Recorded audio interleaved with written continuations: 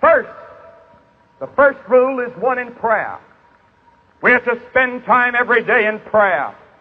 The disciples came up to Jesus and they said, Lord, teach us to pray.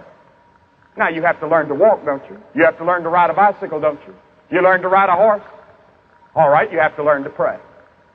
You learn to pray in the same way. Lord, teach us to pray. Now, remember, in living this Christian life, you don't have to live it alone. The Holy Spirit lives in you.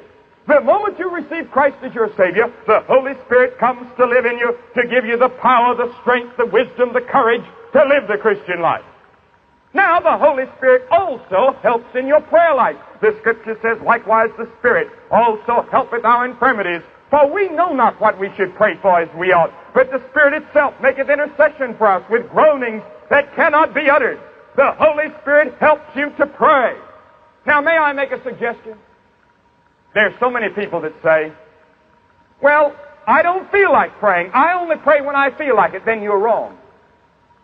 You should have a definite time and place every day to pray. You have an appointment, you have an interview with Almighty God. Suppose you had an interview with President Eisenhower tomorrow morning. You'd get up and say, well, I don't feel like seeing the President this morning. Or suppose you were going to be presented to the Queen. Well, I don't feel like it this morning. No, you'd be there. You'd be dressed in your best. You'd go and present yourself to the Queen. Well, every day, God, the King of Kings and Lord of Lords, is waiting. He has given you an audience at any time of the day, and you fail to keep your appointment. Have a definite time that you set aside and pray when you least feel like it. The will is involved here too. You say, I don't feel like it. All right, your emotion, your body says, I don't feel like it. My mind says, I don't feel like praying. My will makes me go and spend time in prayer because prayer is work. Prayer is work.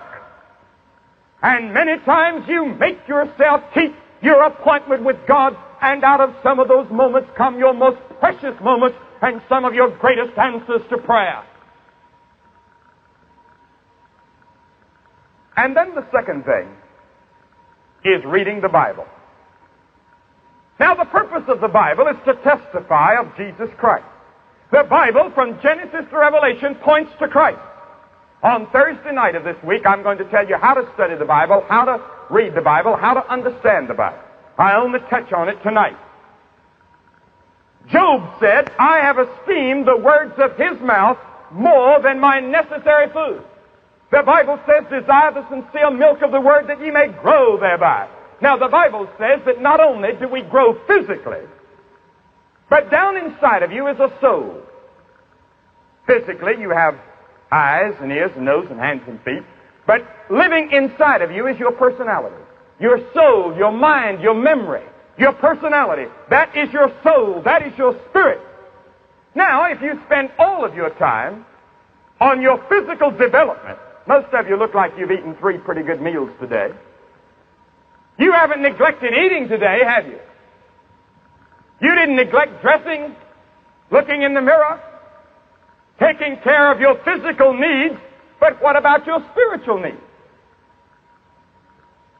You've taken care of your physical needs today, but none for the soul. And the soul is going to live forever. The body dies and goes to the grave, but the soul lives on. And you've spent all your time feeding your body, but none for the soul.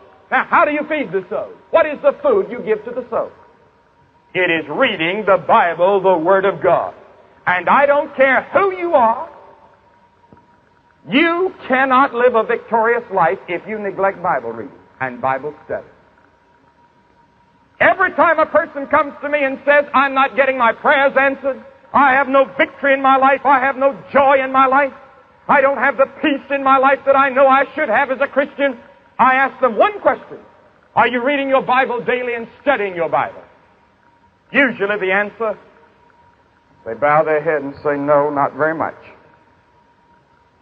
God has a message for you in this book.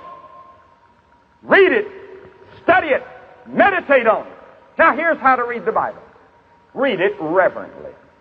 It's an interview with Almighty God. Read it with expectancy. Come to the Bible expecting God to speak to you. And read till He does speak to you. Now, maybe you'll only read one verse. Meditate on that verse.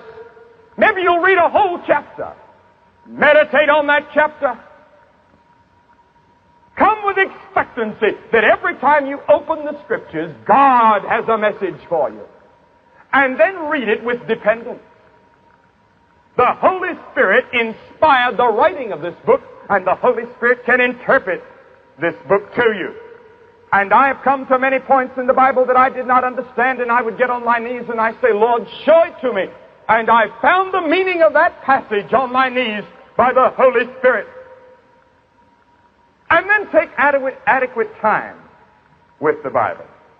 Don't just read a verse and do it as a duty and as a ritual and close the Bible. Take time. Take 15, 20, 30 minutes.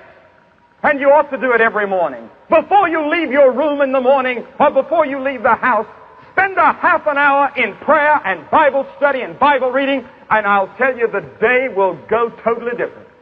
You'll be walking on air. There will be a joy in your soul. There'll be a spring in your step. There'll be a smile on your face. There'll be a total different attitude toward life if you will get in the habit of reading your Bible and spending time in prayer every morning. And then thirdly, if you're going to live the Christian life, there must be discipline in your life.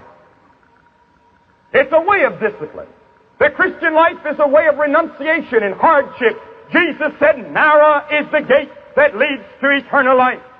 The Bible tells us that a Christian is a soldier who must suffer hardship. Thou therefore endure hardness as a good soldier of Jesus Christ, said Paul to Timothy. The Christian is likened to a boxer who masters his own body and practices self-restraint. And all the way through the New Testament, you'll read words like this describing the Christian life. Fight, wrestle, run, work, suffer, endure, resist, agonize, put to death. All of these are New Testament words describing the Christian life. It is to be a disciplined life. We are to discipline our minds, the things that we read, the things that we think. No evil thoughts are to come into our minds, and if they do, they're to be expelled immediately. Our minds are to be disciplined so that we don't spend our time reading trash and literature that does not develop the mind and develop the soul, or watching the wrong types of television programs. We don't throw our time away. We don't let our minds run idle. Our minds are disciplined. Our tongues are disciplined too. We say, set a watch, O Lord, before my mouth.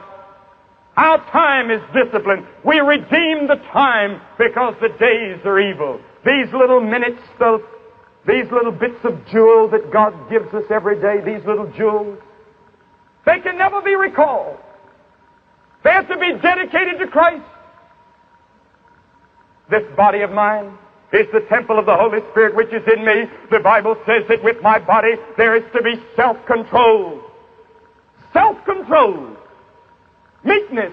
Blessed are the meek, said Jesus. That's what meekness means. It means temperance, self-control. I'm to live a disciplined life. Oh, today how little discipline we have in the way we live. How little discipline we have in our Christian experience and our Christian lives. And that's the reason thousands of Christians are failing. There is no discipline. There must be discipline.